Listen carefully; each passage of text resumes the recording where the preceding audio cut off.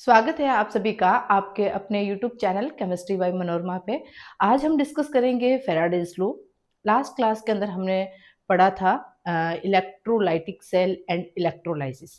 देखिए ये इलेक्ट्रोलाइसिस का ही दूसरा पार्ट है जो अभी तक हमने डिस्कस किया था। इलेक्ट्रोलाइटिक सेल, उसके अंदर इलेक्ट्रोलाइसिस किसको बोलते हैं, किस तरह से आयंस का सेपरेशन होता है, तो वो क्वालिटी वाला चीज़ थी, वो क्वालिटेटिव थी। और अब जो फैराडेज लॉ पढ़ेंगे वो भी इलेक्ट्रोलाइसिस का ही एक पार्ट है, जिसके अंदर हम क्वांटिटी के बारे में पढ़ेंगे, कितनी क्वांटिटी डिपॉजिट हुई है इलेक्ट्रोड पे। ओके, इसके अंदर थोड़ा सा जो लास्ट क्लास के अंदर हमने पढ़ा था उसको थोड़ा रिवाइज कर लेते हैं। हमने ये बताया था कि एक इलेक्ट्रोलाइटिक सेल है और इलेक्ट्रोलाइटिक सेल का मतलब आपको कितना कंटेनर लेना है, एक ही कंटेनर लेना है। और इस कंटेनर के अंदर कितने 2 रोड लगानी और इसके अंदर आपको क्या फिल करना है, इलेक्ट्रोलाइट। और यहाँ से हमने क्या किया, इसको बैटरी से जोड़ दिया था। ऐसा ही था, एक कंटेनर था, कंटेनर के अंदर इलेक्ट्रोलाइट भरा हुआ था और यहाँ पे 2 रोड लगा दी मेटल्स की और यहाँ पर बैटरी से जोड़ दिया। क्लियर है? अब ये जो यहाँ पर जो था ये पॉजिटिव टर्मिनल था और ये कैसा था, नेगेटिव टर्मिनल था। ठीक है, इसका मतलब ये पॉजिटिव टू नेगेटिव जा रहा था। अब और क्या चीज इसमें बताई थी कि ये जो है वो कौन है, एनोड है, और ये कौन है, ये कैथोड है। कैथोड पे बताया था हमेशा कौन जाएगा, कैटायन। एनोड पे कौन जाएगा, हमेशा एनायन। कैथोड पे हमेशा क्या होगा, रिडक्शन। ये चीजें आपको क्लियर करवा दी थी मैंने। और एनोड पे हमेशा क्या होगा, ऑक्सीडेशन। क्लियर है? इसका मतलब ये कौन है, ये लिक्विड भरा हुआ है, ये इलेक्ट्रोलाइट है।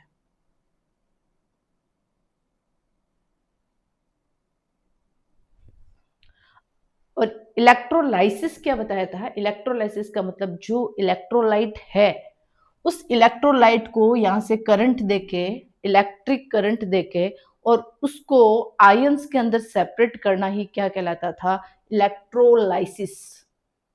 इलेक्ट्रोलाइट है और यहाँ से क्या कर रहे हैं, बैटरी जोड़ रहे हैं। इसका मतलब यहाँ से इलेक्ट्रिसिटी इसको प्रोवाइड कर रहे हैं और जो इलेक्ट्रिसिटी है, जो इलेक्ट्रिक करंट के थ्रू इलेक्ट्रोलाइट को आयंस के अंदर तोड़ना या ब्रेक करना या डिकम्पोजिशन करना, वो क्या होता है। इसका मतलब ये इलेक्ट्रोलाइट आपको बताया था कि 2 स्टेट में हो सकता है, या तो मोल्टन स्टेट में हो सकता है और या फिर एक्वस स्टेट में हो सकता है। क्लियर है? इसका मतलब चाहे मोल्टन हो चाहे एक्वस हो, केटायन और एनायन तो बनेगा ही बनेगा। केटायन और एनायन का फॉर्मेशन होगा, क्योंकि इलेक्ट्रोलाइट का इलेक्ट्रोलाइसिस होने के बाद आयंस के अंदर कन्वर्ट हो जाएंगे और ये आयंस एक केटाइन बनाएगा जिसपे पॉजिटिव चार्ज है, एक एनाइन बनाएगा जिसपे नेगेटिव चार्ज है। और ये हमेशा क्या करता है, डिस्चार्ज होना चाहता है। डिस्चार्ज होना चाहता है मतलब डिस्चार्ज कब होगा, जैसे ये एनोड रोड है, ठीक है, तो इसके ऊपर चार्ज कैसा है, पॉजिटिव। इसका मतलब इस पे कौन जाएगा, नेगेटिव। तभी तो पॉजिटिव नेगेटिव न्यूट्रल हो जाएगा। न्यूट्रल का मतलब सब डिस्चार्ज होना चाहते हैं, सब क्या होना चाहते हैं, डिस्चार्ज होना चाहते हैं। तो कब होगा, जब अपने ऑपोजिट चार्ज पे जाएंगे। तो जो एनोड है, एनोड पे कौन जाएगा, एनायन। कैथोड है, उस पे कौन जाएगा, कैटायन। और इस तरह से वो डिस्चार्ज होता है। ये तो था इलेक्ट्रोलाइटिक सेल के अंदर हमने बताया था, ये क्वालिटी बताई थी इसकी। ठीक है, अब ये जो हम स्टार्ट कर रहे हैं फेराडेज लॉ, जो माइकल फेराडे ने दिया था। और माइकल फेराडे ने क्या बोला कि ठीक है कि आपने इलेक्ट्रोलाइसिस समझा दिया, कोई दिक्कत नहीं। ओके, उसके बाद में माइकल फेराडे ने ये बोला कि जो ये इलेक्ट्रोड है, जो क्या है, ये इलेक्ट्रोड है, इन इलेक्ट्रोड पर जो भी आयंस हो रहे हैं, अभी इसको समझिएगा कि ये इलेक्ट्रोलाइटिक सेल है और इस सेल के अंदर ये इलेक्ट्रोलाइट है। ठीक है, जितना ज्यादा करंट, जितना ज्यादा करंट इस पर्टिकुलर इलेक्ट्रोलाइट के अंदर, जितना ज्यादा करंट का फ्लो करेंगे या जितना ज्यादा करंट देंगे, किसको, इस इलेक्ट्रोलाइट को, और जितना ज्यादा करंट प्रोवाइड करेंगे उतना ज्यादा क्या होगा कि आयंस में सेपरेशन होगा। और आयंस के अंदर सेपरेशन होगा, इसका मतलब ये पर्टिकुलर जो इलेक्ट्रोड है, उस इलेक्ट्रोड पे जो मेटल होगी वो तो डिपॉजिट हो जाएगी, उस पे जमा हो जाएगी, या फिर जैसे हमने यदि जो हाइड्रोजन वाला देखा था स्टैंडर्ड हाइड्रोजन इलेक्ट्रोड, यदि HCl गैस HCl है तो वो तो किसके अंदर टूटेगी, H2 में, बोले तो गैस के अंदर। तो सॉलिड वाला इसके अंदर डिपॉजिट हो जाएगा और गैस होगी तो वो इस इलेक्ट्रोलाइट से क्या हो जाएगी, लिबरेट हो जाएगी, बोले तो रिमूव हो जाएगी या निकल जाएगी यहाँ से। क्लियर है? तो ये जो इलेक्ट्रोलाइट है और यहाँ से जो इलेक्ट्रिसिटी प्रोवाइड कर रहे हैं, इलेक्ट्रिक करंट जो दे रहे हैं, तो जितना ज़्यादा करंट देंगे और जितने टाइम तक देंगे, जितना ज़्यादा देंगे और जितना ज़्यादा टाइम तक देंगे, तो उसमें डिपोजिशन या गैसेस होगी तो उसका लिबरेशन उतना ज़्यादा होगा। ये है फैराडेज का फर्स्ट लॉ। इसका मतलब Michael Faraday describe the quantitative aspect of electrolysis. Faraday's के दो लॉ है, एक फेराडेज फर्स्ट लॉ है और एक फेराडेज सेकंड लॉ है, जो किसके बारे में बताता है, इलेक्ट्रोलाइसिस के बारे में। किसमें, इलेक्ट्रोलाइसिस का मतलब हमने इलेक्ट्रोलाइट को करंट दिया, इलेक्ट्रिक करंट दिया, चार्ज में सेपरेट हुआ और चार्ज में सेपरेट होके वो इलेक्ट्रोड पे जो डिपोजिशन हुआ या गैस का जो लिबरेशन हुआ, कितना अमाउंट में हुआ, ठीक है। तो उसके बारे में ये फेराडेज लॉ जो बताता है, और आपके इलेक्ट्रोकेमिस्ट्री के अंदर जो न्यूमेरिकल क्वेश्चंस आते हैं वो फेराडेज लॉ से काफी ज्यादा आते हैं, ठीक है। तो फर्स्ट लॉ जो है, first law of Faraday, first law of Faraday.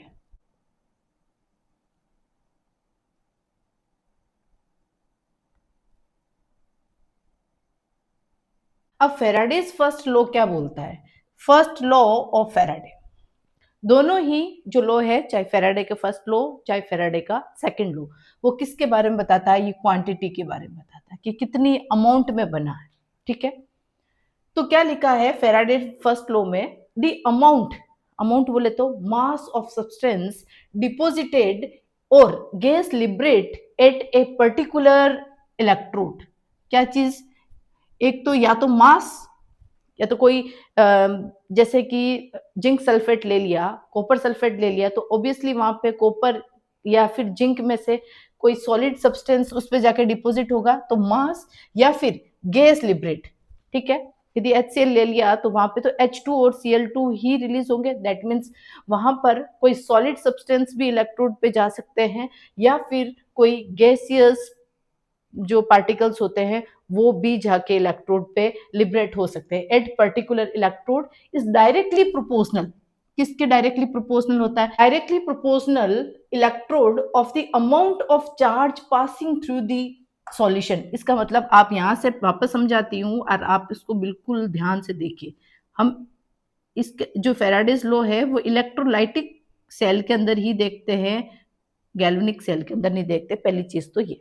इसका मतलब एक ही कंटेनर होगा, इस कंटेनर के अंदर दो रोड है, ठीक है। और यहाँ पे हमने क्या लगा दी, बैटरी लगा दी, ये पॉजिटिव है और ये नेगेटिव टर्मिनल है, और यहाँ पे हमने क्या फिल कर दिया, यहाँ पे इलेक्ट्रोलाइट फिल कर दिया। क्लियर है? अब देखिए, कैटायन और एनायन दो नेगेटिव होता है, ये टर्मिनल कैसा है, पॉजिटिव है, ये कैसा है, नेगेटिव।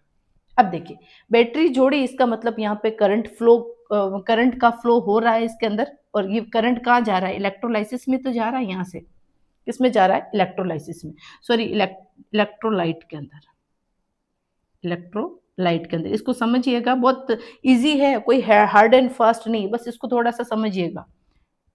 इलेक्ट्रोलाइट, यहां से ये बैटरी लगी हुई है और ये इलेक्ट्रोड है, ऑब्वियसली ये जो करंट है वो कहाँ जाएगा, इलेक्ट्रोड पे जाएगा, और इलेक्ट्रोड किसके अंदर डूबे हुए हैं, इलेक्ट्रोलाइट के अंदर डूबे।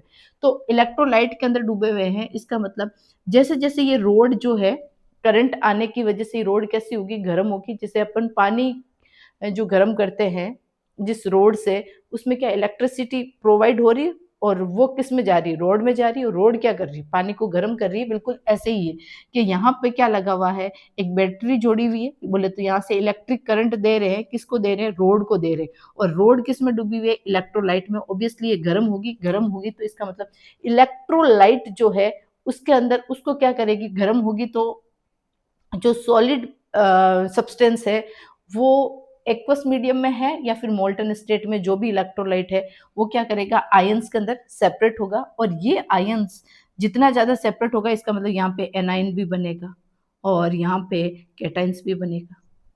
कहने का मतलब टूट जाएगा, तो टूटेगा तो ये क्या करेगा, डिस्चार्ज होना चाहेगा, बिल्कुल डिस्चार्ज होना चाहेगा। ये क्या करेगा, ऑपोजिट जो टर्मिनल है उधर जाएगा, ऑपोजिट चार्ज की तरफ अट्रैक्ट होगा, और ऑपोजिट चार्ज की तरफ अट्रैक्ट होगा तो यहाँ क्या होगा, डिपोजिशन होगा। तो यही बोला द अमाउंट ऑफ या फिर मास ऑफ सब्सटेंस, जो भी हम इलेक्ट्रोलाइट ले रहे हैं, जो भी हम सब्सटेंस यूज कर रहे हैं, मान लीजिए हमने कॉपर सल्फेट लिया या फिर जैसे कॉपर सल्फेट लिया, ठीक है, तो ये कैसे टूटेगा, ये टूटेगा कॉपर +2 में और सल्फेट -2 में।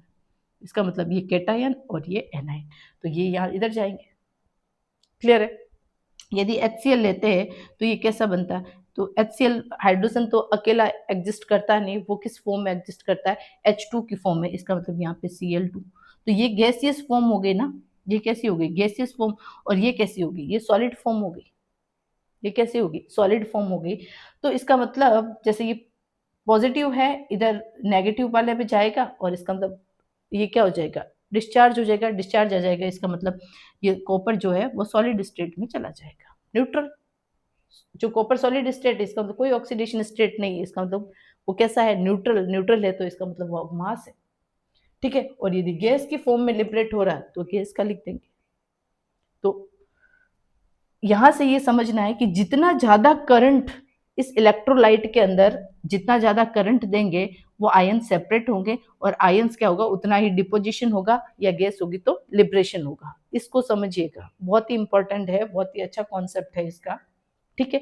और कितना, जितना ज्यादा करंट दोगे उतना ज्यादा डिपोजिशन होगा। यदि करंट कम टाइम के लिए दिया तो कम डिपोजिशन होगा। ज्यादा टाइम कहने का मतलब है, जो हम सर्दियों के अंदर पानी गर्म करते हैं रोड से, अब ये मत कहना हमारे घर में तो गीजर है, ठीक है। रोड वाले के यदि गीजर है ना, तो जिस जो रोड यूज करता है उसके पास जाइएगा और देखिएगा उसको, है ना। तो जितनी देर तक हम उसमें इलेक्ट्रिसिटी प्रोवाइड कर रहे हैं उस रोड के अंदर, जितनी ज्यादा उसको करंट दे रहे हैं, तो पानी उतना ज्यादा गर्म होगा। और आपने कम टाइम तक दिया, इसका मतलब वो पानी अ, उतना गर्म नहीं होगा।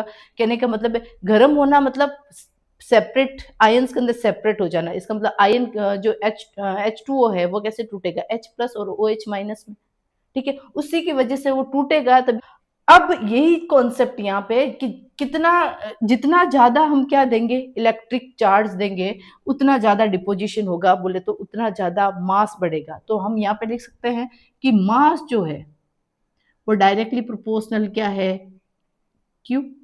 क्यू क्या है, इलेक्ट्रिक करंट। क्यू क्या है, ये इलेक्ट्रिक करंट है। तो जितना ज्यादा, ये बिल्कुल साफ लिखा हुआ है, इज डायरेक्टली, ये जो मास जो है वो is directly proportional to amount of charge passing through the solution. इसका मतलब यहाँ पे ये क्यू क्या है, चार्ज है, इलेक्ट्रिक चार्ज है, इलेक्ट्रिक करंट है। ये मास जो है वो डायरेक्टली प्रोपोर्शनल है, और जैसे ही प्रोपोर्शनलिटी का साइन हटता है तो एक कांस्टेंट आता है। तो मास को मैं ऐसे लिख सकती हूँ, बिल्कुल एम से, ठीक है। एम से भी लिख सकते हैं, मास भी बोल सकते हैं, और या फिर यहाँ पे वेट भी बोल सकते हैं। चाहे मास बोलो चाहे फिर वेट बोलो, वेट बोले तो मास, भार, कितना ज्यादा डिपोजिट होगा, ठीक है। इसको डब्ल्यू से भी रिप्रेजेंट कर सकते हैं, इसको एम से भी रिप्रेजेंट कर सकते हैं, जो ज्यादा आपको कंफर्टेबल लगे उसमें आप लिख दीजिएगा। है दोनों का मतलब एक ही, चाहे मास यूज करो चाहे वेट यूज करो। अब ये डायरेक्टली प्रोपोर्शनल है किसके, चार्ज के। और जैसे ही डायरेक्टली प्रोपोर्शनल का साइन हटेगा, एक प्रोपोर्शनलिटी कांस्टेंट आएगा, और वो कौन है, वो है जेड। अब जेड कौन है, जेड, और ये हो गया क्यू। अब क्यू क्या है, चार्ज है। तो चार्ज क्या होता है, चार्ज आई एम्पियर के अंदर, टी सेकंड के अंदर, ठीक है। ये क्या है, I into T, ampere into second, ठीक है। ये क्या है, करंट है, और ये क्या है, टाइम है। और टाइम किस में ले रहे हैं, हम सेकंड में ले रहे हैं। दैट मीन्स हम ऐसा लिख सकते हैं m equal to Z into I, क्योंकि क्यू की वैल्यू हमने पुट कर दी I into T. Capital T मत करना, कैपिटल टी टेम्परेचर को डिनोट करता है, और स्मॉल टी जो होता है वो टाइम को दिखाता है। क्लियर है। अब यहाँ पर अब ये फॉर्मूला आ गया m equal to z into I into T. अब z क्या चीज है, z के बारे में लिखते हैं। z क्या है, एक कांस्टेंट है। क्या है, कांस्टेंट है। और इस कांस्टेंट को क्या बोलते हैं, इसको बोलेंगे हम इलेक्ट्रोकेमिकल इक्विवेलेंट। Electrochemical equivalent. अब ये जो इक्विवेलेंट वर्ड है ये कहाँ पढ़ा था हमने, लास्ट चैप्टर सॉल्यूशन किया था। और सॉल्यूशन के अंदर हमने इक्विवेलेंट वेट बोला था, ठीक है। वो किस में किया कहा था, वो कहा था हमने नॉर्मेलिटी के अंदर। इसके बारे में बोला था, नॉर्मेलिटी के बारे में। तो Z इज द कांस्टेंट और इस कांस्टेंट का नाम क्या है, इलेक्ट्रोकेमिकल इक्विवेलेंट। तो बिल्कुल चीज क्लियर हो गई है कि मास कितना इलेक्ट्रोड पे डिपॉजिट होगा, जितना ज्यादा चार्ज दोगे, जितना ज्यादा इलेक्ट्रिक करंट दोगे, ठीक है। और ये इसके डायरेक्टली प्रोपोर्शनल है। जैसे ही डायरेक्टली प्रोपोर्शनल का साइन हटेगा तो एक कांस्टेंट क्रिएट होगा, और वो कांस्टेंट कौन है, जेड। और जेड को क्या बोलते हैं, इलेक्ट्रोकेमिकल इक्विवेलेंट। क्लियर है। और क्यू क्या होता है, Q equal to I into T होता है, ठीक है। तो जहाँ क्यू की जगह रख सकते हैं हम आई इंटू टी एम्पियर के अंदर, और टी होगा सेकंड के अंदर। ना फाइनल वैल्यू क्या आई, एम या फिर weight z into I into T. z is constant, electrochemical equivalent. तो z बराबर क्या लिखेंगे, z का मतलब क्या है कि इलेक्ट्रोकेमिकल इक्विवेलेंट है।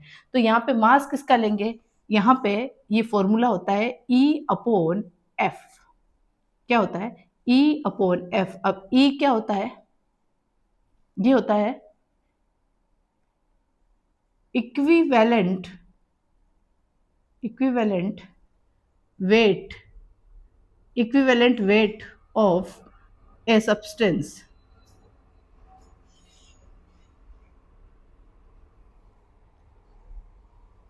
F क्या होता है, फेराडे कांस्टेंट।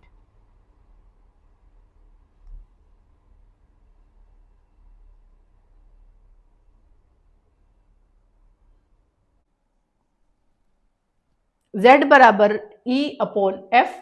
E क्या होता है, equivalent weight of a substance, ठीक है। और F क्या होता है, फेराडे कांस्टेंट। अब इक्विवेलेंट वेट क्या होता है, जब आपको नॉर्मेलिटी समझाई थी तो एक चीज बोला था कि जो नॉर्मेलिटी है वो मोलरिटी इंटू वैलेंसी फैक्टर के इक्वल होती है, ऐसे बताया था। नॉर्मेलिटी मतलब मोलरिटी इंटू वैलेंसी फैक्टर, ठीक है। अब ये वैलेंसी फैक्टर कैसे काम करेगा इसको समझिएगा। देखो नॉर्मेलिटी बराबर हमने क्या लिखा था, हमने लिखा था कि गिवन मास, मोल का फॉर्मूला क्या होता है कि गिवन मास, सिर्फ मास लिख देते हैं कि mass, given mass upon molecular mass, molecular mass, या फिर हम बोल सकते हैं मोलिकुलर वेट, कोई दिक्कत नहीं। ये तो होता है मोल। मोल बराबर क्या होता है, ग्राम अपॉन मोलिकुलर मास, ऐसे ही तो लिखा था मोलिकुलर मास। तो ये मास, ग्राम क्या है, मास है, वेट है, ठीक है। मोलिकुलर मास जिसको हमने लिख दिया, लेकिन इसके साथ में हमने लिखा था डिवाइडेड बाय वैलेंसी फैक्टर। क्या लिखेंगे, वैलेंसी फैक्टर, ठीक है। अब और इनटू हमने क्या लिखा था, 1000 डिवाइडेड बाय क्या लिखा, volume of solution in ml। अब यहां से तो अपने को कोई लेना देना नहीं, यहां से कोई लेना देना नहीं, क्योंकि यदि यहाँ पे लीटर में ले लेते हैं तो ये तो ml में लिया है, तब हमने 1000 से क्या किया, मल्टीप्लाई किया। वरना यदि लीटर में लिखते हैं तो मोलरिटी कैसे, नॉर्मेलिटी कैसे लिखते हैं कि लिखते हैं volume of solution in litre. तो यहां से तो अपने को कोई लेना देना नहीं, हमें तो पता होना चाहिए कि इक्विवेलेंट वेट क्या होता है। तो इक्विवेलेंट वेट का मतलब ये होता है, ये है इक्विवेलेंट वेट। ये क्या है, इक्विवेलेंट वेट। इक्विवेलेंट वेट का फॉर्मूला क्या होता है, molecular mass divided by valency factor. Very very important. यही चीज ये बोल रहा है, इक्विवेलेंट वेट ऑफ सब्सटेंस उसके इक्विवेलेंट वेट पे डिपेंड करता है, ना कि उसके मोलिकुलर वेट पे। देखो मोलिकुलर वेट या मोलिकुलर मास जो हमने कहाँ यूज किया था, मोलिकुलर मास जो है वो वर्ड यूज किया था मोलरिटी के अंदर, लेकिन इक्विवेलेंट वेट या इक्विवेलेंट मास जो वर्ड यूज किया था वो नॉर्मेलिटी के अंदर किया था। आपको क्लियरली बता दें तो ये इक्विवेलेंट वेट क्या हो जाएगा, molecular mass divided by valency factor. आपको बताया था HCl टूटेगा तो कितने में एक आयन सी देगा ना, H प्लस या Cl माइनस, कहने का मतलब कितने H प्लस देंगे, H2SO4 ले लिया तो वो कैसे टूटेगा, वो टूटेगा 2H प्लस और सल्फेट माइनस पे -2 में। तो इसका मतलब कितने चार्ज का चेंजेस हो रहा है, +2 का। ठीक है, तो H3PO4 के अंदर बताया था 3 चार्ज का होता है, तो इसका मतलब कितने H प्लस दे रहे हैं।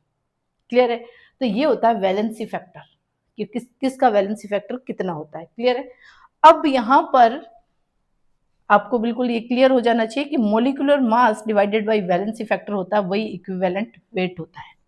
तो Z बराबर हम ऐसे लिख सकते हैं इसको कि ये इक्विवेलेंट वेट है, और जो फेराडे होता है ये फेराडे कांस्टेंट, और फेराडे कांस्टेंट देखिए उसकी वैल्यू कितनी होती है, उसकी वैल्यू होती है 96500 कूलॉम।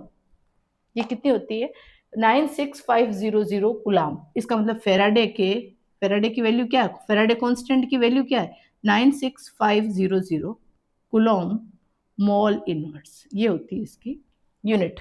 क्लियर है, अब यहाँ पे फेराडे जो वर्ड यूज कर रहे हैं ना, फेराडे नाम का साइंटिस्ट था, देखो जिस साइंटिस्ट ने डिस्कवरी की ना, उसने लॉ जो है, जो नियम बनाया वो अपने नाम का बनाया। ठीक है, यहाँ पे जो फेराडे कांस्टेंट है, F is the Faraday constant, और फेराडे कांस्टेंट क्या बताता है कि ये बताता है चार्ज ऑन, ये क्या बताता है, चार्ज ऑन 1 मोल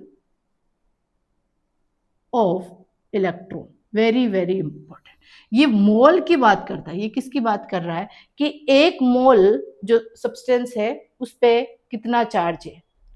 जैसे एक इलेक्ट्रॉन पे कितना चार्ज होता है, एक इलेक्ट्रॉन पे से जो एक मोल 1 मोल ऑफ इलेक्ट्रॉन है उस पे कितना चार्ज है, 1 मोल ऑफ इलेक्ट्रॉन, इसको ध्यान रखना, 1 मोल ऑफ इलेक्ट्रॉन। यदि एक मोल पे कितने चार्ज है, जैसे मान लीजिए हमने HCl लिया, ठीक है, तो ये कैसे टूटेगा, H प्लस में और Cl माइनस में, कहने का मतलब एक ही चार्ज रख रहा है। ठीक है, तो इसका मतलब यहाँ पे क्या वैल्यू आ जाएगी, 1 फेराडे। ठीक है, यदि हमने बात की H2SO4 की, तो इसके कितने मोल बन गए, देखो 2H प्लस प्लस सल्फेट -2, इसका मतलब 2 मोल बन गए, इसका मतलब इसकी वैल्यू क्या हो गई, 2 फेराडे हो गई। ये मोल पे डिपेंड कर रहा हूं कि उस मोल पे उसके नंबर ऑफ इलेक्ट्रॉन्स का चार्ज क्या है, उसके नंबर ऑफ इलेक्ट्रॉन्स का चार्ज क्या है। वेरी वेरी इंपॉर्टेंट, इसको ध्यान रखिएगा, ये 1 मोल ऑफ इलेक्ट्रॉन बोल रहा है, charge on 1 mole of electron is the Faraday value. Clear है, इक्विवेलेंट के बारे में क्या बोला था, इक्विवेलेंट मास किसको बोलते हैं, molecular mass divided by valency factor, यही तो था।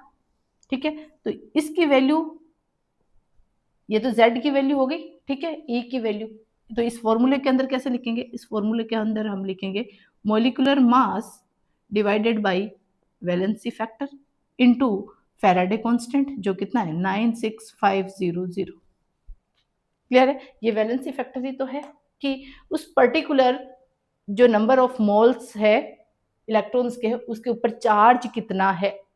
ठीक है, अब ये वाली जो वैल्यू है वो इसमें पुट करते हैं, इसको मान लीजिए इक्वेशन 1 और इसको मान लीजिए इक्वेशन 2।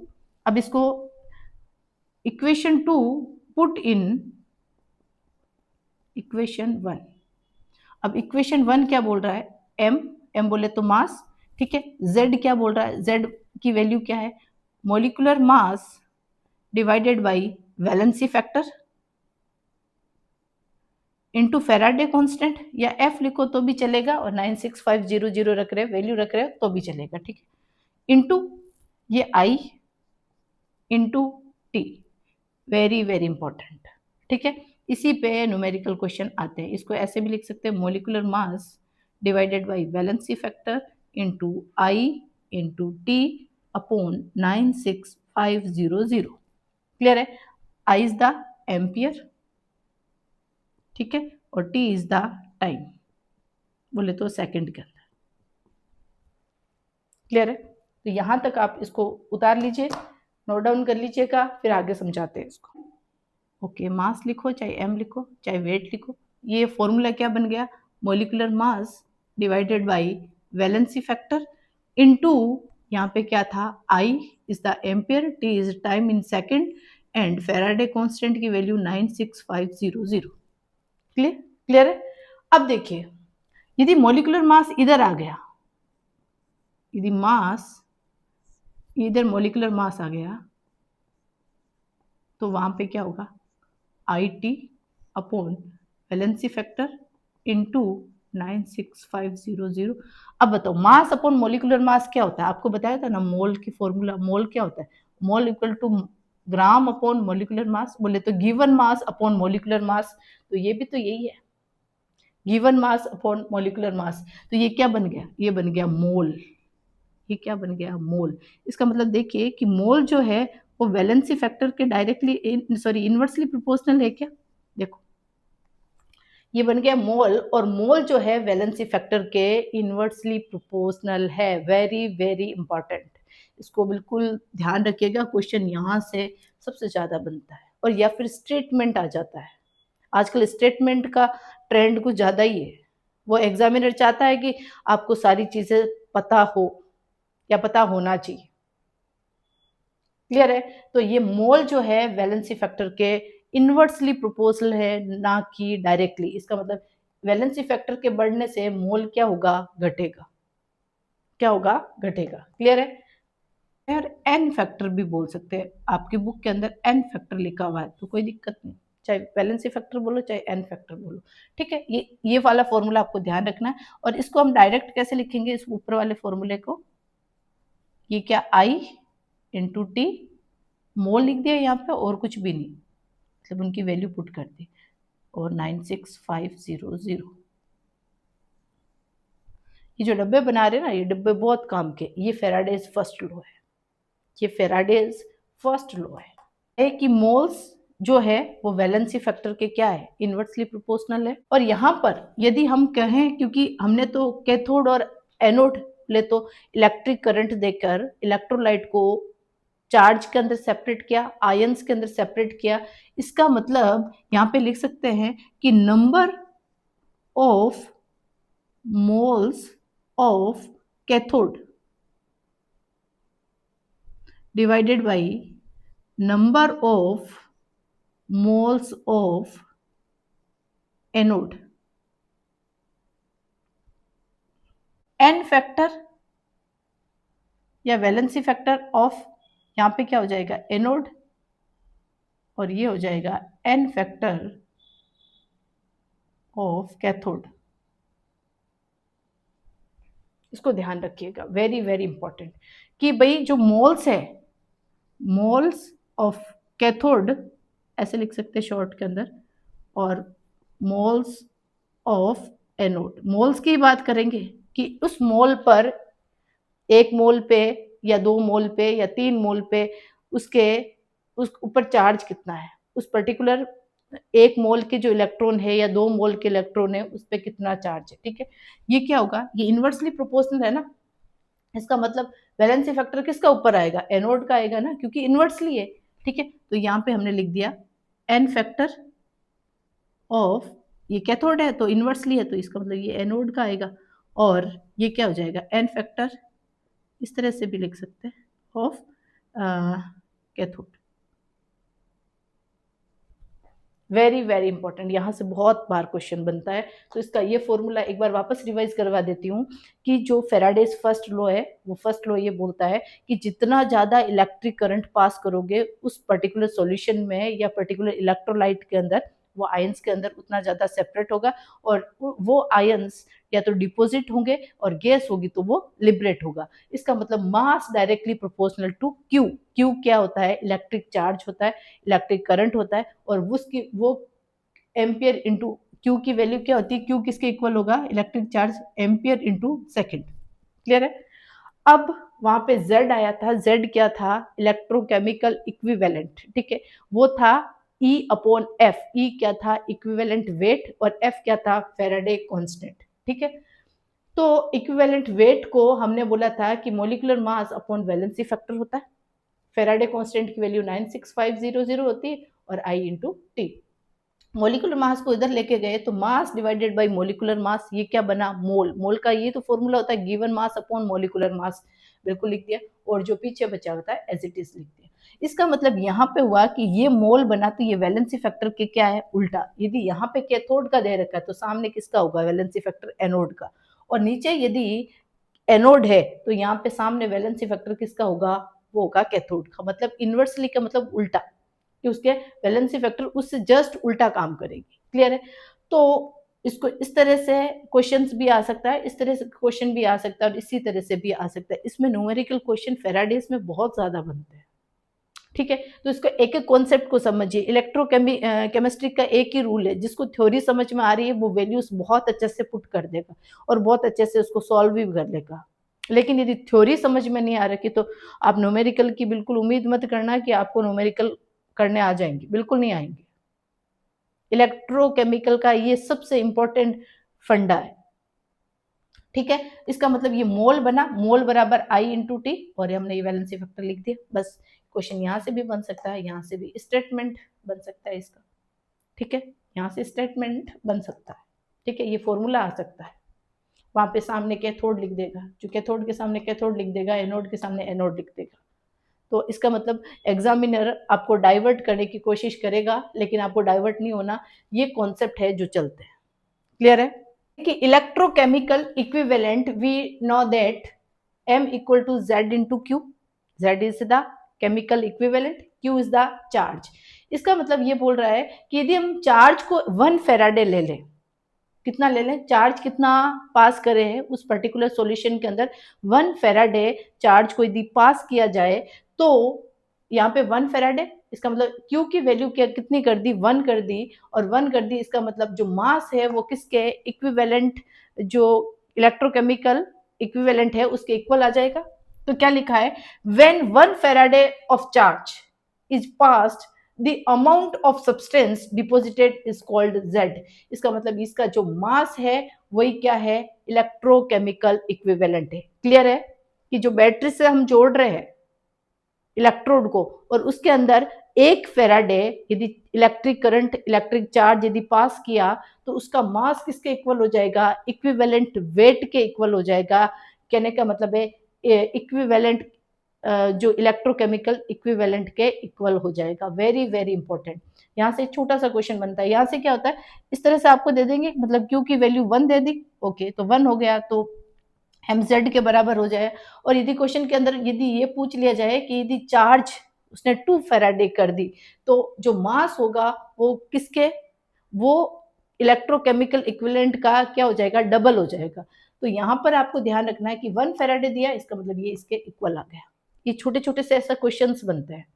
इसका मतलब आपको ये फॉर्मूला पता है तो आप इसका रिलेशन बता सकते हो। यहाँ पे आपको ऑप्शन ऐसे मिलेगा, m इक्वल टू 2Z, या फिर ऐसे लिखेगा 2m इक्वल टू Z। ये सारे ऑप्शन आपको, सारे खड्डे आपको मिलेंगे, लेकिन आपको खड्डे में कूदना है या उस पर जंप करना है वो आपको आना चाहिए। क्लियर है? यहाँ पे आपको लैंग्वेज समझ में आएगी। आपको पता है कि जो फेराडेज लॉ है वो चार्ज और मास के बीच का रिलेशन है, और डायरेक्टली प्रोपोर्शनल है तो एक कांस्टेंट जरूर आएगा, उस कांस्टेंट का नाम Z है, जो इलेक्ट्रोकेमिकल इक्विवेलेंट है। क्वेश्चन के अंदर क्या बोल रहा है, ए चार्ज 1 फेराडे डिपोजिट्स, यदि चार्ज कितना 1 फेराडे दिया है तो डिपोजिशन कितना होगा इलेक्ट्रोड पे, 1 mole of substance, 1 AMU of substance, 1 gram equivalent, ये क्या लिखा हुआ है, इक्विवेलेंट ऑफ सब्सटेंस, और 1 ग्राम ऑफ सब्सटेंस। अब देखिए, पहली चीज तो आपको ये सोचना है कि जो फेराडेज लॉ है वो इक्विवेलेंट की वेट की बात करता है। किसकी बात करता है, इक्विवेलेंट वेट की बात करता है। तो आपको फॉर्मूला डायरेक्ट आ जाना चाहिए कि मास जो है वो डायरेक्टली प्रोपोर्शनल किसके है, वो डायरेक्टली प्रोपोर्शनल है Q के, ठीक है। Q क्या है, चार्ज है, Q क्या है, चार्ज।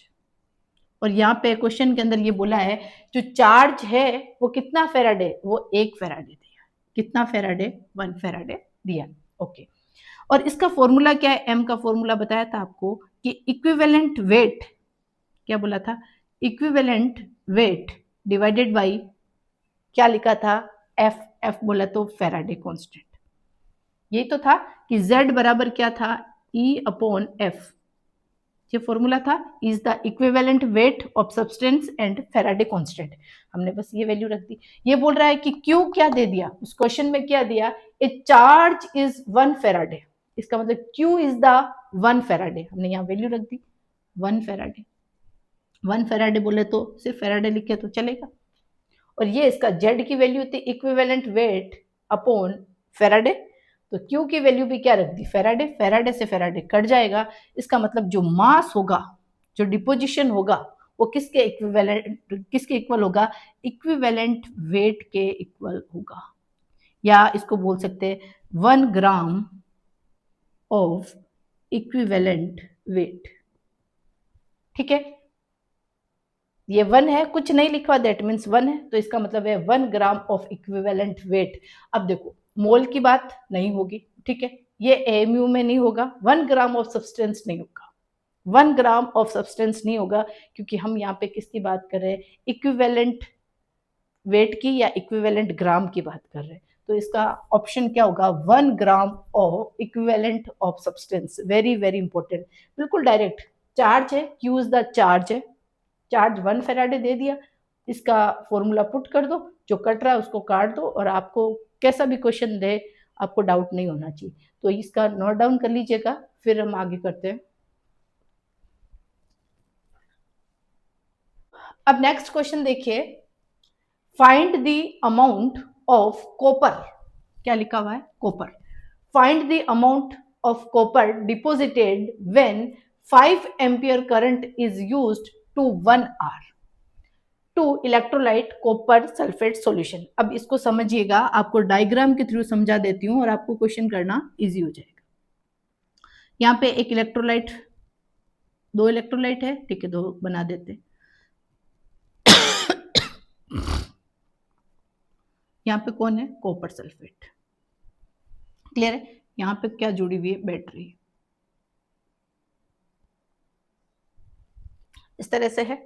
अब देखिए, इसका मतलब यहाँ से इलेक्ट्रिक करंट दे रहे हैं, बोले तो इलेक्ट्रिक करंट दे रहे हैं, बोले तो चार्ज दे रहे हैं, ठीक है, यहाँ से क्या दे रहे हैं, चार्ज दे रहे हैं, और चार्ज दे रहे हैं। आपको बोला था कि यदि आपको इलेक्ट्रोलाइसिस करवाना है, आयंस के अंदर सेपरेट कराना है और सेपरेट करके यहाँ पे डिपोजिट करवाना है, तो आपको ये दोनों चीजों पे डिपेंड करता है, कितना करंट दे रहे हो, बोले तो कितना एम्पियर दे रहे हो, कितने टाइम तक दे रहे हो। जितने टाइम तक दोगे, जितना ज्यादा एम्पियर दोगे, उतना ज्यादा डिपोजिशन होगा या गैस होगी तो लिबरेशन होगा। यहाँ पे हम कॉपर सल्फेट की बात कर रहे हैं, और यहाँ पे क्वेश्चन के अंदर क्या बोला है, find the amount of substance, बोले तो मास फाइंड आउट करना, अमाउंट बोले तो मास, ठीक है, मास आपको फाइंड आउट करना ऑफ कॉपर, किसका, कॉपर का, यहाँ लिख दे, कॉपर का आपको मास फाइंड आउट करना। डिपोजिटेड व्हेन 5 एम्पियर, बोले तो आई की वैल्यू क्या दे दी आपको, 5 एम्पियर, क्लियर है, 5 एम्पियर करंट इज पास्ड, इसका मतलब 5 एम्पियर करंट दे रहे, टू 1 आवर, इसका मतलब यहाँ पे टाइम क्या दे दिया, 1 आवर, 1 घंटा दे दिया, to electrolyte copper sulphate solution, इसका मतलब यहाँ पे इलेक्ट्रोलाइट क्या लिया, कॉपर सल्फेट लिया, यहाँ से करंट पास किया, कितना पास किया, 5 एम्पियर करंट, कितने टाइम तक दिया, 1 घंटे तक दिया। तो 1 घंटे तक दिया, तो यहाँ पे पूछ क्या रहा है, यहाँ पे पूछ रहा है मास का डिपोजिशन कितना होगा। अब हमें ये पता है, ये कॉपर सल्फेट, कॉपर सल्फेट कैसे टूटेगा, कॉपर +2 में टूटेगा और सल्फेट -2 में टूटेगा, ऑब्वियसली एक कैटायंस बनाएगा और एक एनायन बनाएगा। ये पॉजिटिवली चार्ज है, ये कैसा है, नेगेटिवली चार्ज, तो कॉपर +2 कहाँ जाएगा, कैटायन कहाँ जाएगा, कैथोड पे जाएगा, ठीक है। यहाँ पे अपने कैथोड एनोड का कोई मतलब नहीं है, कोई पूछा नहीं है अपने को तो सिर्फ ये पूछा है कि मास कितना होगा, कितना डिपोजिशन होगा, मतलब इस इलेक्ट्रोड पे जाकर कितने ग्राम जो कॉपर है वो डिपोजिट होगी, कितने ग्राम कॉपर डिपोजिट होगी, क्लियर है। इसको क्वेश्चन को एक एक पॉइंट समझा रही हूँ ताकि आपको कोई कंफ्यूजन नहीं हो, क्योंकि बच्चा न्यूमेरिकल्स के अंदर छोड़ देता है, लेकिन कंपटीशन के अंदर ये जो न्यूमेरिकल्स है वही आते हैं। क्लियर है? अब देखिए हमने ये लिखा था, फॉर्मूला वापस रिवाइज कर रहे हैं, M directly proportional to Q, Q is the charge, ठीक है, और ये चार्ज क्या होता है, Q equal to I into T, ठीक है, आई इंटू टी। तो ये प्रोपोर्शनलिटी का साइन हटेगा तो कांस्टेंट आएगा जेड, और ये हो जाएगा आई इंटू टी। क्लियर है? अब यहाँ पे आपको बताया था जेड क्या होता है, इक्विवेलेंट वेट डिवाइडेड बाय क्या होता है, फैराडे कांस्टेंट। यही तो वैल्यू होती है, यही तो अभी तक हमने समझा है।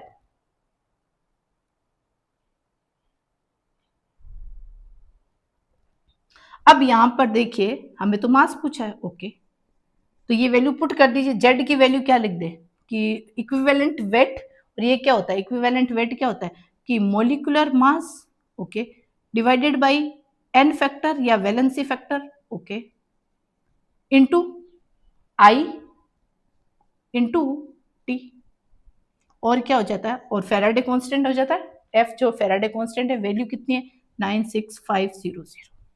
क्लियर है? अब देखिए यहाँ पे आपको बोला था टाइम आपको सेकंड में लेना है, पहले ही क्लियर बोल दिया था, यदि आपको आर में दे रखा है तो आपको उसको सेकंड में कन्वर्ट करना, मिनट में दे रखा है तो भी आपको किस में कन्वर्ट करना है, सेकंड में करना। 1 आवर बोले तो इसके अंदर 60 इंटू 60 मिनट इंटू सेकेंड, तो इसका मतलब ये क्या हो जाएगा 1 आवर, ये 3600 सेकंड हो जाएगा। 1 घंटा कितने के बराबर होता है, कितने सेकंड, 3600 सेकंड किसके इक्वल होता है, 1 आवर के इक्वल, ठीक है। इसका मतलब यहाँ टी लिख दिया, एम्पियर लिखा हुआ है। अब जो ये कॉपर है ना, या तो क्वेश्चन के अंदर कॉपर का मोलिकुलर मास आपको दे रखा होगा, या आपको 30 तक, कितने एटॉमिक नंबर 30 तक आपको उनका एटॉमिक मास पता होना चाहिए। तो यह कॉपर का एटॉमिक मास कितना है 63.5, याद रखो तो सबसे बेस्ट है, क्योंकि क्वेश्चन और मौत का कोई भरोसा नहीं है, कभी भी आ सकती है। इसका मतलब ये चीज है कि 30 तक तो आपको एटॉमिक नंबर और एटॉमिक मास आना ही चाहिए, ठीक है।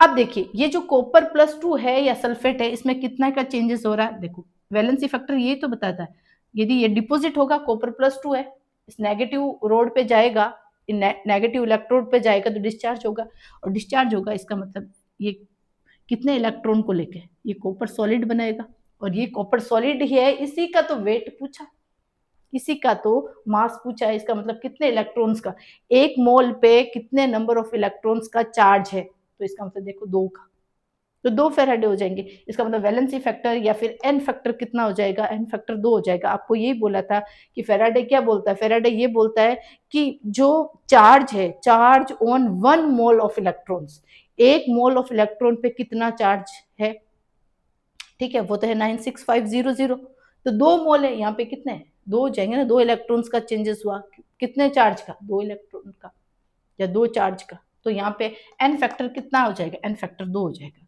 मोलिकुलर मास कितना था, मोलिकुलर मास ये है 60, किसका, कॉपर का, इसी का तो फाइंड आउट कर रहा है, ये किसका मास, कॉपर का मास, ओके 63.5, एन फैक्टर कितना हो गया, 2 हो गया, ओके।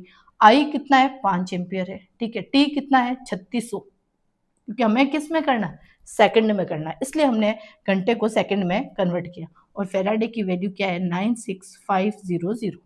क्लियर है, 2 जीरो से 2 जीरो कट, इससे ये काटा तो 18 आ गए, ठीक है। और कोई इजीली कट रहा है तो काट देते हैं, और तो 5, ये पूरा सॉल्व करेंगे तो इसका आंसर आएगा 5.80 ग्राम, क्या होगा ये ग्राम का। इसका मतलब ये जो अमाउंट है कॉपर का वो कितना है 5.8 ग्राम का डिपोजिशन हो रहा है इस इलेक्ट्रोड पे। क्लियर है, आपको डाउट नहीं होना चाहिए, किसी भी तरह का डाउट दिमाग में रहना ही नहीं चाहिए, क्योंकि जिसको मैंने कहा था कि थ्योरी यदि आपकी क्लियर है तो न्यूमेरिकल्स आप बिल्कुल धनाधन कर लोगे। बस ये याद रखना है, यदि आर दे रखा है तो सेकंड में कन्वर्ट करना। 30 तक आपको एटॉमिक नंबर और एटॉमिक मास दोनों आपको पता होना चाहिए, क्वेश्चन में दे दिया तो बल्ले बल्ले, नहीं दिया तो है ना, तो ऐसी वाली कंडीशन नहीं लानी है, 30 तक आप याद करिएगा, ठीक है। और कुछ नहीं, ये फॉर्मूला है जो आपके फेराडेज फर्स्ट लॉ का है, सबसे ज्यादा काम आने वाला फॉर्मूला है, ठीक है, यहाँ से स्टेटमेंट भी बन सकते हैं और क्वेश्चन, न्यूमेरिकल क्वेश्चन इस तरह के भी बन सकते हैं। ठीक है, तो इसको आप नोट डाउन कर लीजिएगा। अब सेकंड क्या डिस्कस करेंगे, फेराडेज फर्स्ट लॉ हो गया, अब करेंगे Faraday's second law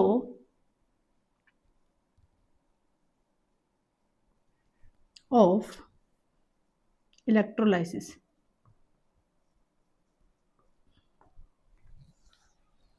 Faraday second law of electrolysis. Faraday's first law पढ़ लिए। फेराडे फर्स्ट लॉ में हमने बोला जितना ज्यादा चार्ज पास करोगे, जितना ज्यादा इलेक्ट्रिक करंट दोगे, उतना ज्यादा डिपोजिशन होगा इलेक्ट्रोड पे। क्लियर है? लेकिन फेराडेज लॉ की सेकंड लॉ की जरूरत क्यों पड़ी? फेराडेज सेकंड लॉ में बोला कि भाई जैसे दो कंटेनर ले लिए, ठीक है, डिफरेंट डिफरेंट इलेक्ट्रोलाइट ले लिया, एक कंटेनर ये, एक कंटेनर ये। क्लियर है? और इसको हमने किससे जोड़ दिया? इसको हमने बैटरी से जोड़ दिया, इसको हमने बैटरी से जोड़ दिया। क्लियर है?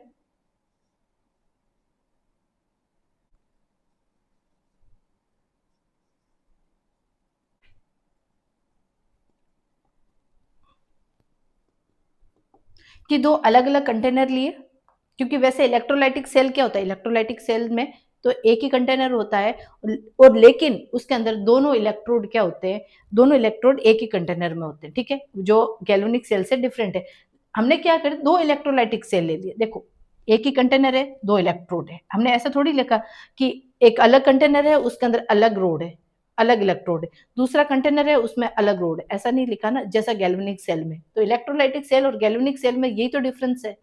ठीक है, तो हमने क्या किया, दो इलेक्ट्रोलाइटिक सेल ले लिया, ओके, उसको हमने किससे जोड़ दिया? बैटरी से जोड़ दिया। और किस में जोड़ा? सीरीज के अंदर जोड़ा। किसके अंदर? सीरीज के अंदर जोड़ा। सीरीज का जोड़ने का मतलब यह है कि उसमें करंट क्या रख रहे हैं हम? सेम रख रहे हैं। इसका मतलब जो इलेक्ट्रोड है, जैसे ये क्या है, ये इस पे कैसा चार्ज है? Positive charge. इस पे कैसा चार्ज है? नेगेटिव। इस पे पॉजिटिव, बिल्कुल सेम ही तो रहेगा। लेफ्ट हैंड साइड वाले पे पॉजिटिव, राइट हैंड साइड वाले में नेगेटिव। इसका मतलब इस पे कौन आएगा? एनायन आएगा। ऐसे लिख देते हैं, एनायन जिस पे नेगेटिव चार्ज। इस पे कौन आएगा? Cation, positive charge. ऑब्वियसली इस पे कौन आएगा? Anion minus charge. और इस पे कौन आएगा? Cation plus charge. अब हमने क्या किया कि इलेक्ट्रिक करंट जो है, बोले तो चार्ज है, वो जो है वो मैंने सेम रखा। यहाँ पे करंट जो है, चार्ज है, वो सेम रखा। किसके अंदर? इसके अंदर। ये किसका सॉल्यूशन है? ये मान लीजिए जिंक सल्फेट का। और ये क्या है? Copper sulphate. तो ये डिफरेंट डिफरेंट हमने क्या लिया है? इलेक्ट्रोलाइट लिया है। और यहां से हम क्या पास कर रहे हैं? करंट। लेकिन करंट क्या है? जैसे मान लीजिए 5 एम्पियर है और 2 घंटे के अंदर कर रहे हैं, तो ये भी 5 एम्पियर 2 घंटे के लिए। कहने का मतलब है जो चार्ज है, क्यू है, वो हमने क्या रखा है? वो सेम रखा है। ठीक है, चार्ज हमने सेम दिया है दोनों इलेक्ट्रोलाइटिक सेल को। लेकिन यहां पर जब इलेक्ट्रोलाइट डिफरेंट डिफरेंट ले लिया, चार्ज हमने सेम रखा, तो किस पे ज्यादा डिपोजिशन होगा? ये चीज सेकंड लॉ ऑफ फेराडे बताता है। ये बताता है कि डिपोजिशन उस इलेक्ट्रोड पे ज्यादा होगा जिस इलेक्ट्रोड का इक्विवेलेंट वेट ज्यादा होगा, इक्विवेलेंट मास ज्यादा होगा। सबसे इंपॉर्टेंट कंडीशन यही है कि सेकंड लॉ के अंदर चार्ज सेम रख दिया। इलेक्ट्रोलाइट कितने कितने सेल लिए? 2 सेल लिए। कैसे? किस में जोड़ा? सीरीज में जोड़ा। सीरीज में क्यों जोड़ा? सीरीज में इसलिए जोड़ा कि वहां पे जो करंट है, जो चार्ज है, वो सेम रहता है, इसलिए सीरीज में जोड़ा। क्लियर है? सेकंड चीज है कि चार्ज हमने सेम रखा। ठीक है, चार्ज सेम रखा तो एम्पियर भी सेम रहा, घंटे भी सेम रहे, क्योंकि क्यू बराबर क्या होता है? I into T. दोनों चीजें सेम रखी। इसका मतलब ये किस पर डिपेंड कर रहा है? आपको बोला था कि मास जो है वो डायरेक्टली प्रोपोर्शनल क्या है? Z into Q. और क्यू हमने क्या रखा? सेम रखा। इसका मतलब ये डिपेंड किस पे करेगा? मास किस पे डिपेंड करेगा? E upon F। इसका मतलब जितना ज्यादा मास दोगे, कहने का मास का डिपोजिशन कितना ज्यादा होगा? जितना ज्यादा। इसका मतलब उस इलेक्ट्रोड पे मास ज्यादा डिपोजिट होगी जिस इलेक्ट्रोड का इक्विवेलेंट वेट, ये ई क्या है? इक्विवेलेंट वेट, या फिर ग्राम इक्विवेलेंट बोल सकते हैं, जिसका ज्यादा होगा उस पर डिपोजिशन ज्यादा होगा। क्यू हमने क्या रख दिया? सेम रख दिया। चार्ज हमने सेम रख दिया। इसका मतलब mass directly proportional to equivalent weight, यही बताता है सेकंड लॉ। क्लियर है? इसको आप बना लीजिए।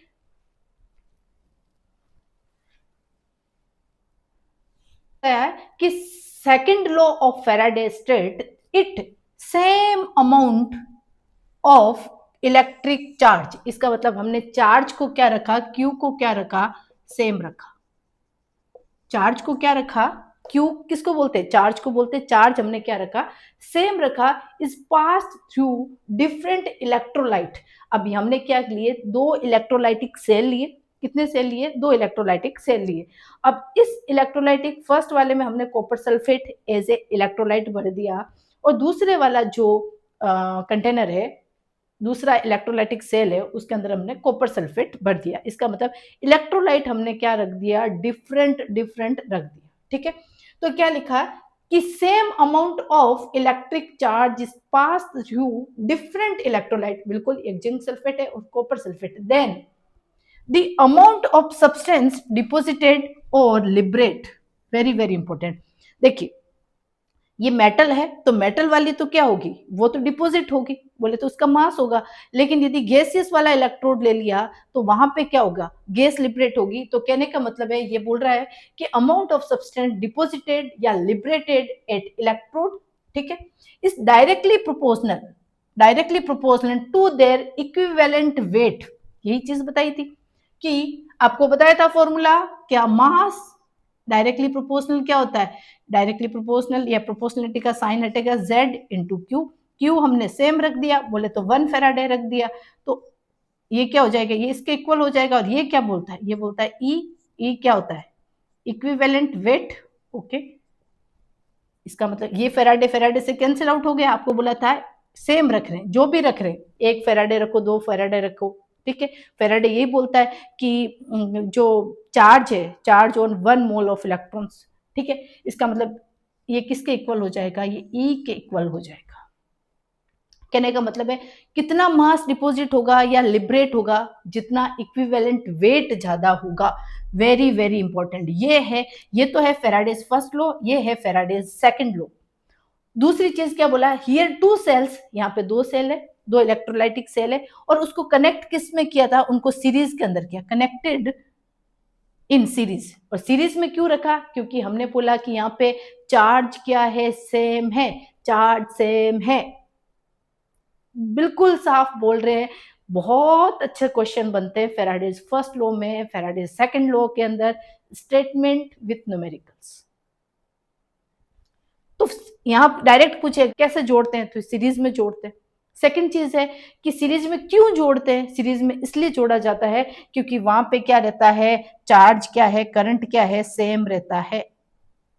ये बिल्कुल in series current remains same, current क्या रहता है, सेम रहने की वजह से ही हम उसको सीरीज में लगाते हैं। तो आपको बिल्कुल क्लियर समझ में आ जाना चाहिए कि दो इलेक्ट्रोलाइटिक सेल है, इसमें इलेक्ट्रोलाइट डिफरेंट डिफरेंट है, डिफरेंट डिफरेंट होने की वजह से चार्ज सेम रख रहे हैं, तो इसने बोला कि डिपोजिशन उसका ज्यादा होगा, उस इलेक्ट्रोड पे ज्यादा होगा जिसका इक्विवेलेंट वेट ज्यादा होगा। ठीक है, तो आप इसको नोट डाउन कर लीजिएगा, स्क्रीनशॉट ले लीजिएगा। अब देखिए कि हमने लिखा m equal to z into Q. Q क्या होता है, क्यू इज द चार्ज, और चार्ज किसके बराबर, एम्पियर इंटू कितने टाइम दिया, सेकंड के लिए। तो हमने यहाँ पे ये फेराडेज फर्स्ट लॉ से हमने ये चीज सीखी। ओके, अब हमने क्या किया, ये जो मास है दो मेटल का ले लिया, वहां पे तो हमने सिर्फ एक मेटल ली, इधर हमने किसका लिया, कॉपर का बताया था, और एक में क्या बताया था, जिंक का बताया था। एक कॉपर का बताया और एक जिंक का बताया, क्योंकि दो इलेक्ट्रोलाइटिक सेल जोड़े थे, तो इसका मतलब डिपोजिशन कॉपर का ज्यादा होगा या जिंक का ज्यादा होगा। क्लियर है? तो हमने Z बराबर क्या लिखा, Z बराबर लिखा ग्राम इक्विवेलेंट या equivalent weight of substance divided by Faraday, या 96500। क्लियर है? अब लेकिन हमारी कहानी तो यहां से डिसाइड हो रही कि भैया जिंक में ज्यादा डिपोजिशन होगा या फिर कॉपर का ज्यादा डिपोजिशन होगा। और हमने यहाँ पे कंडीशन क्या रख दी, जो चार्ज है Q है वो क्या रख दिया, सेम रख दिया। और जब Q सेम रखा, चार्ज सेम रखा, दैट मीन्स एम्पियर, और कितने टाइम तक उसको करंट को पास किया, सब चीजें सेम होगी। कहने का मतलब है कॉपर वाले जो कॉपर सल्फेट का जो इलेक्ट्रोलाइटिक सेल है और जो जिंक सल्फेट वाला है, दोनों में करंट हमने जैसे मान लीजिए कि सेम दिया, कितना कि ये भी 5 एम्पियर और 20 सेकंड के लिए किया, ये भी 5 एम्पियर और 20 सेकंड के लिए दिया। इसका मतलब चार्ज हमने क्या रखा, सेम रखा, और चार्ज सेम रखा तो इसका मतलब ये कहानी तो 1 हो गई। इसका मतलब ये किस पे डिपेंड कर रही है, जेड पे डिपेंड कर रही है। जेड क्या होता है, जेड होता है इक्विवेलेंट वेट। तो एम जेड जिंक बराबर क्या लिखेंगे, इक्विवेलेंट वेट, इसको क्या लिखेंगे, इक्विवेलेंट वेट अपॉन, ये हो जाएगा valency factor, sorry equivalent weight और अपॉन एफ, ठीक है। इक्विवेलेंट वेट फेराडे तो कैंसिल आउट हो जाएगा यहाँ से कि इसका भी फेराडे है, इसका भी फेराडे। देखिए यदि दोनों का ऐसे तो लिखेंगे copper equivalent weight upon F. अब हम कंपैरिजन करना चाह रहे हैं कि किस पे डिपोजिशन ज्यादा होगा, कौन से इलेक्ट्रोड पे, तो हम इसको ऐसे लिखेंगे, दोनों का कंपैरिजन कर रहे हैं ना। तो ये है m is the mass zinc का, ओके। ये मास किसका है, उधर वाला कॉपर का, किसका डिपोजिशन ज्यादा होगा। अब देखिए इसको फॉर्मूला रख दे, इक्विवेलेंट वेट किसका, ये जिंक का, और ये इक्विवेलेंट वेट किसका है, जिंक का, ओके। तो यहाँ पे लिख देंगे इक्विवेलेंट वेट, ये किसका होगा, जिंक का, डायरेक्टली प्रोपोर्शनल है, अपॉन फेराडे, ठीक है। कॉपर का क्या बोला कि इक्विवेलेंट वेट किसका, जिंक को, सॉरी कॉपर का, और ये भी क्या होता है डिवाइडेड बाय फेराडे, ये ऊपर आ जाएगा। फेराडे से फेराडे कैंसिल आउट, इसका मतलब फाइनल आंसर क्या हो गया कि Z N divided by mass of copper equal to equivalent weight of zinc divided by equivalent weight of copper. Very very important, ये ही चीज आपको फेराडे सेकंड लॉ में बताई कि मास कितना ज्यादा डिपॉजिट होगा, जितना उसका इक्विवेलेंट वेट ज्यादा होगा या इक्विवेलेंट मास ज्यादा होगा। और इक्विवेलेंट वेट क्या होता है, इक्विवेलेंट वेट आपको बताया था कि जो मोलिकुलर मास होता है या एटॉमिक मास होता है, molecular mass divided by N factor, आपको बता दिया, समझा दिया, इसलिए कोई ऐसी दिक्कत वाली कहानी नहीं है। ये equivalent molecular mass divided by N factor, जितना ज्यादा ये इक्विवेलेंट वेट मिलेगा उसका डिपोजिशन उतना ज्यादा होगा। आपको क्वेश्चन में दे रखा होगा कि इसका इक्विवेलेंट, इसका मोलिकुलर मास इतना है, इसका वैलेंसी फैक्टर आपको देखना है कितने नंबर ऑफ इलेक्ट्रॉन्स का चेंजेस हो रहा है एक मोल ऑफ इलेक्ट्रॉन्स में। क्लियर है, तो ये आपका सेकंड लॉ कंप्लीट हो गया है। लोगों को फेराडेज फर्स्ट लॉ और सेकंड लॉ को शॉर्ट के अंदर समझा देते हैं ताकि आपको कोई प्रॉब्लम नहीं आए, ठीक है। ये फर्स्ट लॉ है और ये है सेकंड लॉ, ठीक है। हमने क्या लिखा कि जो मास है वो डायरेक्टली प्रोपोर्शनल क्या होता है, चार्ज के, ठीक है। और चार्ज क्या होता है, Q क्या होता है, Q होता है I इंटू टी, ओके। इसकी वैल्यू पुट कर देते हैं तो ये I इंटू टी होता है। और जैसे डायरेक्टली प्रोपोर्शनल का साइन हटता है वैसे क्या आता है, कांस्टेंट आता है जिसको बोलते हैं इलेक्ट्रोकेमिकल इक्विवेलेंट, ठीक है। I क्या है, एम्पियर है, और T क्या है, सेकंड है, ये क्या है, कांस्टेंट है। और आपको बता था कि Z बराबर क्या होता है, equivalent weight divided by Faraday's constant. और फेराडे कांस्टेंट की वैल्यू आपको याद रखनी है, ये कितनी होती है, 96500 कूलॉम मोल इनवर्स। क्लियर। अब ये तो है Faraday's first law. Faraday's first law के अंदर आपको एक ही इलेक्ट्रोलाइटिक सेल बनाना है और उसको आपको बैटरी से जोड़ देना है। क्लियर है। और ये कह रहा है कि जितना ज्यादा आप चार्ज पास करोगे, इसका मतलब चार्ज क्या है, डिफरेंट डिफरेंट ले सकते हैं, इसमें 5 एम्पियर कर दे, क्योंकि एक ही सेल लिया है। कितना इलेक्ट्रोलाइटिक सेल लिया है, एक ही सेल लिया है, जिसके अंदर हमने अलग, जितना ज्यादा चार्ज पास कर रहे हैं, जितनी ज्यादा इलेक्ट्रिसिटी दे रहे हैं, जितना ज्यादा इलेक्ट्रिक करंट दे रहे हैं, उतना यहाँ पे इलेक्ट्रोलाइट भरा हुआ है।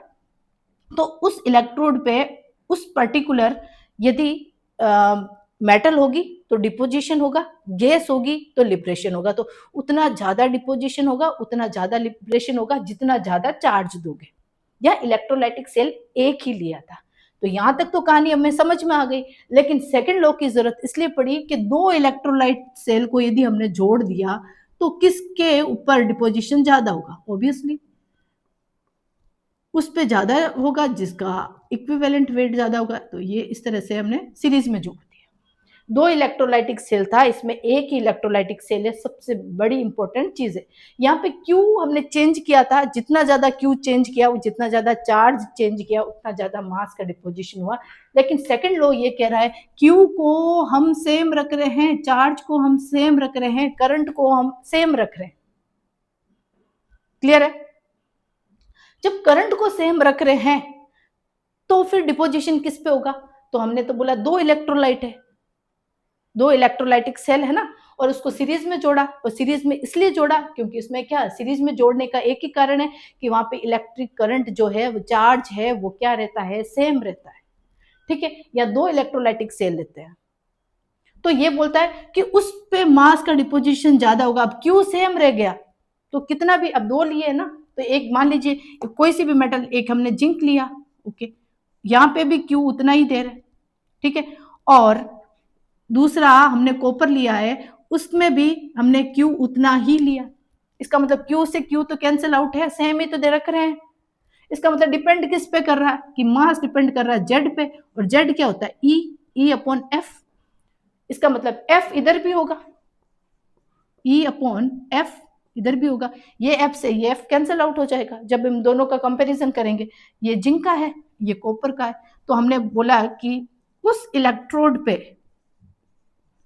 डिकम्पोजिशन ज्यादा होगा, उस इलेक्ट्रोड पे डिकम्पोजिशन नहीं, मतलब डिपोजिशन ज्यादा होगा जिस इलेक्ट्रोड का इक्विवेलेंट वेट ज्यादा होगा। ई क्या, इक्विवेलेंट वेट ही तो है, इक्विवेलेंट वेट। ये किसका है, कॉपर का है। ये किसका है, जिंक का है। क्योंकि देखो मास है वो इक्विवेलेंट वेट के डायरेक्टली प्रोपोर्शनल है, इसलिए ये कॉपर कॉपर का आएगा। मतलब आप ये लिख सकते हो कि कोई एक मेटल M1 है, दूसरा M2 है, इसका मतलब इसका इक्विवेलेंट वेट E1 है, दूसरे का इक्विवेलेंट E2 है। इसका मतलब ये डायरेक्टली प्रोपोर्शनल है।